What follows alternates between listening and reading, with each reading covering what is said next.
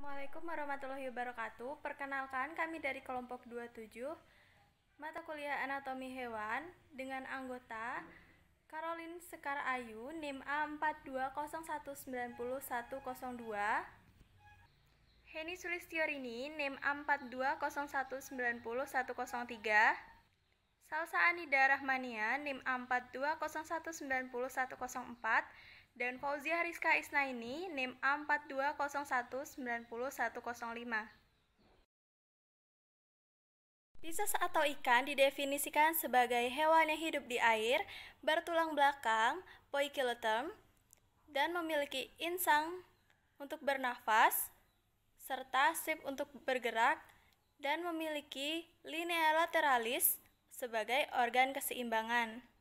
Di sini kami akan membahas mengenai morfologi Pisces atau ikan dengan klastis Osteichthyes, spesies Cyprinus carpio, dengan filum Chordata, subfilum Vertebrata, superklasis Gnatostomata, klasis Osteichthyes, subklasis Actinopterygii, superordo Telostei, subordo Cyprioidae, famili Cyprinidae, genus Cyprinus, dan spesies Cyprinus carpio.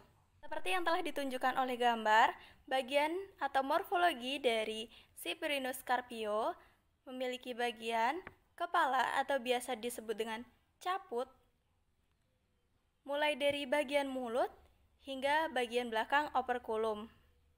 Kemudian, bagian badan atau disebut dengan trunkus dimulai dari belakang operculum atau akhir dari operculum hingga bagian anus. Terakhir yaitu bagian ekor atau caudal, terdiri dari bagian anus hingga ujung sirip ekor. Selanjutnya, sistem saraf adalah sebagai sistem koordinasi untuk mengantisipasi perubahan kondisi lingkungan dan perubahan status kehidupan atau reproduksi. Perubahan lingkungan akan diinformasikan ke sistem saraf, saraf pusat, dan sebagainya. Saraf akan merangsang kelenjar endokrin untuk mengeluarkan hormon-hormon target, dan aktivitas metabolisme dibutuhkan akan merangsang jaringan-jaringan.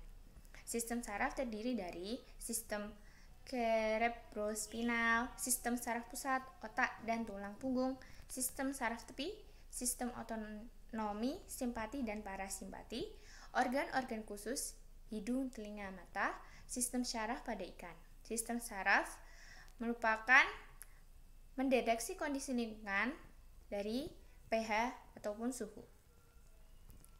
Nah, sistem syaraf juga ada sistem syaraf pusat.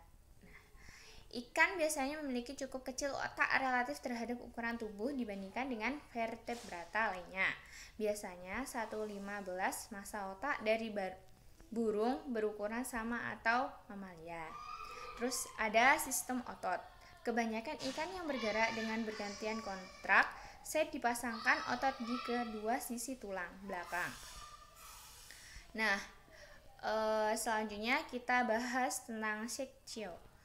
Seksio adalah suatu metode pengamatan anatomi bagian dalam tubuh makhluk hidup dengan melakukan proses pembedahan terlebih dahulu. Nah, pada pengamatan anatomi bagian dalam dilakukan setelah ikan dibedah. Nah,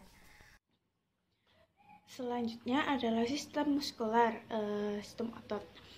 Setelah dilakukan pembedahan atau seksio, pada bagian kaudal dapat diamati sebagai berikut. Nah, ini ada gambar yang sudah dibedah. Seperti pada keterangan yang ditunjukkan oleh nomor 1, ada musculus epiphysealis, yang nomor 2 ada septum horizontale, yang ketiga ada musculus hypaxialis, dan yang keempat ada myomer.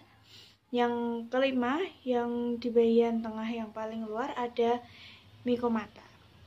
Selanjutnya, sistem skeleton pada vertebrata. Sistem skeleton pada vertebrata terdapat di dua daerah, yang pertama di kranial dan yang kedua di kaudal. Pada daerah kranial, bagian-bagiannya Yang pertama, ada spina neuralis, yaitu tonjolan meruncing ke dorsal, ditunjukkan pada nomor 1. Yang kedua, ada arcis haemalis, ditunjukkan pada nomor 2. Ada neuropopis, ditunjukkan pada nomor 3. Dan yang di tengah bundar ditunjukkan nomor 4, yaitu centrum. Bagian bawahnya terdapat costae haemalis, yaitu iga bersendi pada arcus haemalis, ditunjukkan pada nomor 6. Yang kedua, di daerah kaudal. Bagian-bagiannya sama seperti pada daerah kranial. Perbedaannya di spina. Pada spina kaudal terdiri 2, yaitu spina neuralis dan spina haemalis. Nah, di spina haemalis di atasnya ada arcus haemalis, ditunjukkan pada nomor 6, dan spina haemalis ditunjukkan pada nomor 7. Sekian yang dapat kami sampaikan. Terima kasih. Wassalamualaikum warahmatullahi wabarakatuh.